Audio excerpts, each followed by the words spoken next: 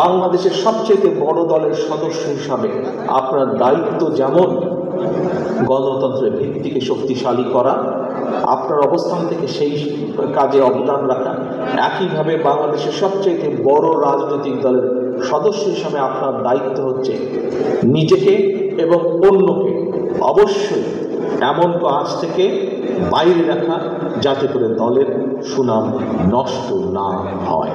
সহকর্মী, এটি আপনাদের সকলকে নজর রাখতে হবে। এই দায়িত্ব আজকে আমি এই পবিত্র দায়িত্ব আপনাদের এখানে উপস্থিত প্রত্যেকটি সহকর্মীকে আজকে এটা দিয়ে দায়িত্ব দিয়ে এখান থেকে যেতে চাই। এই দায়িত্ব আপনার আমাদের সকলের, আপনার আমাদের সকলের এই দায়িত্ব। দলের সুনামকে যে কোনো মূল্যে আমাদেরকে দলের সুনামকে ধরে রাখতে হবে। যারা সুনাম নষ্ট করে তাদেরকে কোনো রকম প্রশ্রয় দেওয়া যাবে। প্রিয় সহকর্মী, আরেকটি বিষয়, বড় দলের কর্মী হিসাবে, বড় দলের সদস্য হিসাবে, বড় দল হিসাবে আমাদের আরেকটি গুরুত্বপূর্ণ দায়িত্ব আছে। মানুষ আমাদের কাছে প্রত্যাশা করে। আপনাদের নিশ্চয়ই মনে আছে, বেশি দিন আগের কথা না, স্বৈরাচার পালিয়ে যাবার পর দেশে কিন্তু 3 দিন কোনো সরকার ছিল না, বলতে গেলে কোথাও সরকার ছিল না।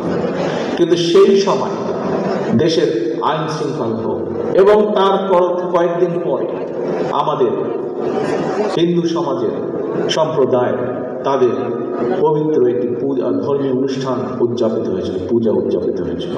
এবং তখন আপনারা প্রত্যেকটি মানুষ, বিএনপির প্রত্যেকটি নেতাকর্মী, আমরা কেন্দ্র থেকে নির্দেশ দিয়েছিলাম, কিন্তু আপনারা প্রত্যেকে পরিশ্রম করে সেদিন আপনারা আইন শৃঙ্খলা বজায় রেখেছিলেন, যাতে কোথাও কেউ কোনো সুযোগ নিয়ে কোনো অকারেন্স করতে না পারে। বিএনপি সারা বাংলাদেশে, মনে আছে নিশ্চয়ই আপনাদের, এই ঘটনাটি মনে আছে আপনাদের।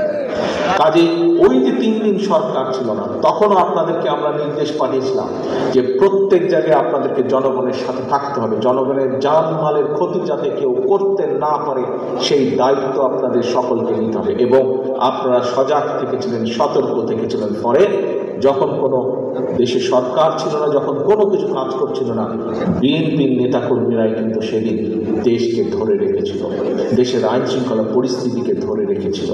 কাজে প্রিয় সহকর্মীবৃন্দ, আপনাদের সেই দায়িত্ব আজও শেষ হয়ে যায়নি, আজকেও আপনাদের দায়িত্ব আছে। তবে এখন যেহেতু অন্তর্বর্তীকালীন সরকার আছে, এখন যেহেতু সরকার চেষ্টা করছে সব কিছু আবার নর্মালভাবে চালানোর জন্য, আমাদের বড় দল হিসেবে অন্যতম প্রধান দায়িত্ব হচ্ছে আপনার এলাকার যে প্রশাসন আছে, সেই প্রশাসন যখন সহযোগিতা চাইবে এলাকার আইন শৃঙ্খলা রক্ষার জন্য, এলাকার মানুষের শান্তি শৃঙ্খলা রক্ষার জন্য, বিএনপি হিসাবে, বিএনপি নেতা হিসাবে, বিএনপির কর্মী হিসাবে আপনাদেরকে সেই সহযোগিতা দিতে হবে।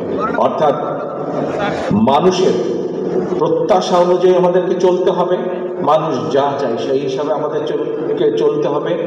গণতন্ত্রের ভিত যাতে শক্ত ভিত্তির উপরে রচিত হবে সেই ব্যাপারে আমাদেরকে সচেতন থাকতে হবে, কাজ করতে হবে।